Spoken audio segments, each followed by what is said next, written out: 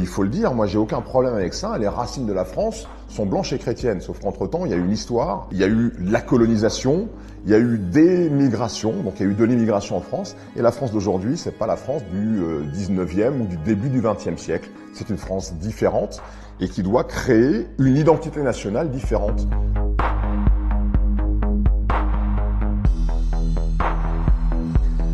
Pour moi, il y a deux types de fractures essentielles. Il y a la fracture sociale qui s'est exprimée avec le mouvement des Gilets jaunes et on a vu à quel point ça pouvait être important. Mais pour moi, la fracture qui est la fracture essentielle et qui est celle à côté de laquelle on est beaucoup à passer, c'est la fracture identitaire. Cette fracture identitaire, elle s'est manifestée à plusieurs reprises, notamment les émeutes de novembre de l'automne 2005. Et je crois qu'on n'en a pas tiré les leçons. Et donc cette fracture identitaire, elle est plus présente que jamais. C'est celle dont je traite dans mon film. Et le jour où celle-là elle va péter, ça va faire très très mal, j'en ai bien peur. Le vivre ensemble à la française est pour moi un échec. La République française estime que pour vivre ensemble, on doit tous se ressembler. Sauf que non. On ne se ressemble pas et on ne se ressemblera jamais complètement. Alors il y a eu une période de l'histoire de France où il a fallu unifier un pays et que à ce moment-là, on a combattu un peu les langues régionales, on a imposé cette langue nationale, cette belle langue nationale qu'est le français. On a beaucoup centralisé. On faisait déjà à l'époque une forme d'assimilation. On a continué à le faire avec les immigrations. Ça ne marche plus. Pour quelle raison? Parce que quand vous faites cette intégration par l'assimilation, c'est-à-dire que vous dites oubliez votre culture racinaire et qu'ils le font, mais que vous n'arrivez pas à éradiquer le racisme, la discrimination, que ces gens-là qui ont fait un abandon, ils se rendent compte que leur couleur de peau, des choses très profondes chez eux vont continuer à susciter un traitement différencié, ça explose, ça part en sucette. On doit vivre ensemble avec des valeurs communes très fortes, mais qu'il faut arrêter de penser qu'on doit être tous les mêmes et qu'on doit tous se ressembler et qu'on doit être des clones les uns des autres. Je pense que la montée de l'extrême droite, c'est l'une des illustrations de cette communautarisation, mais dans le mauvais sens, de la société française. C'est-à-dire que nous, on veut nier le fait qu'on soit différent, on veut nier les communautés. Communautarisme, ça devient un gros mot, sauf qu'en vérité, on traite les gens en fonction quand même de leurs différences. Donc il y a une forme d'hypocrisie là qui ne marche pas du tout et qui conduit à une forme de désastre.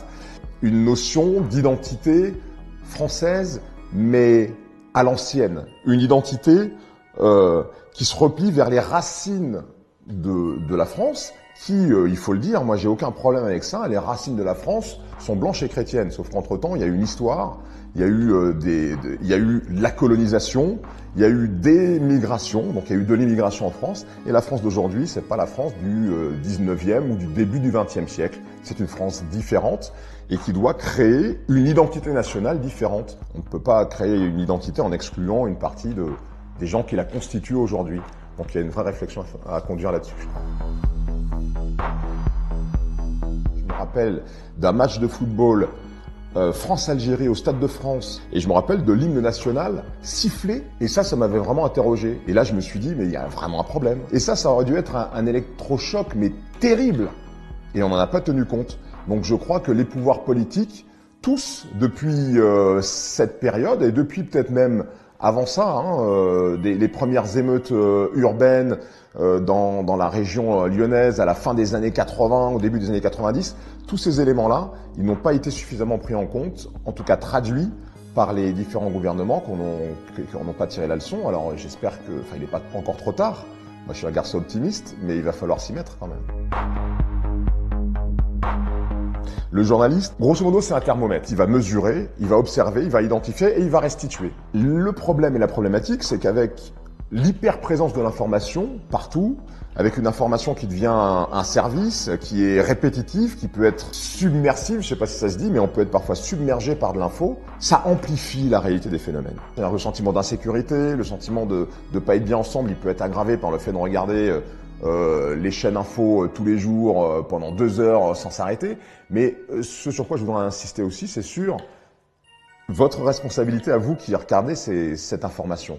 Il faut pas regarder l'information n'importe comment. Si vous regardez LCI, BFM TV, iTélé pendant 4 heures sans vous arrêter, évidemment que vous allez avoir une forme d'oppression. Mais il faut continuer à lire des journaux quand on veut approfondir, mais pas rester devant des chaînes d'infos pendant des heures sans s'arrêter, parce qu'effectivement, ça aggrave le sentiment d'oppression, le sentiment de mal-être.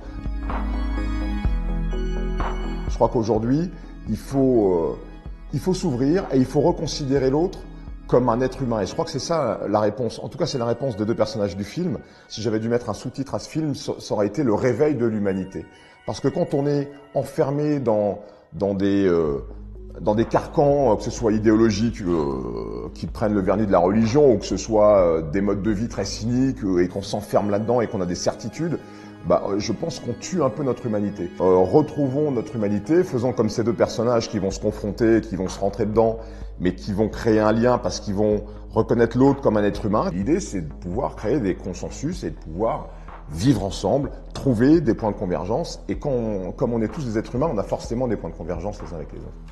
Ça crée les conditions, en tout cas, de la solution. Un médecin qui ne va pas vous diagnostiquer, il va être incapable de vous administrer le bon remède.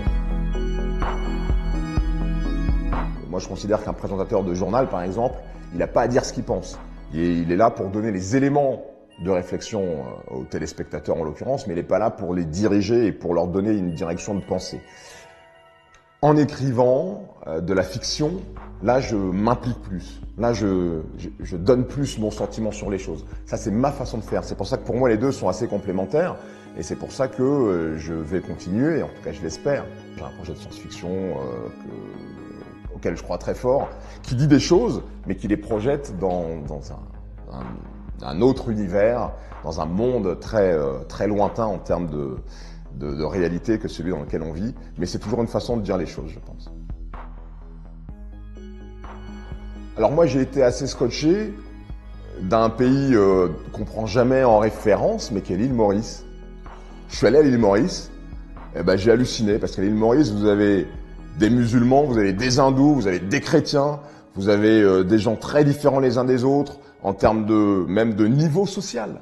Moi, j'avais un type qui était chauffeur de taxi, il était musulman, dans un village, dans une communauté qui était essentiellement chrétienne, et il avait été élu représentant, un peu le maire de ce quartier-là, donc ça posait pas de problème. Donc voilà, pourquoi pas s'inspirer de l'île Maurice, les amis.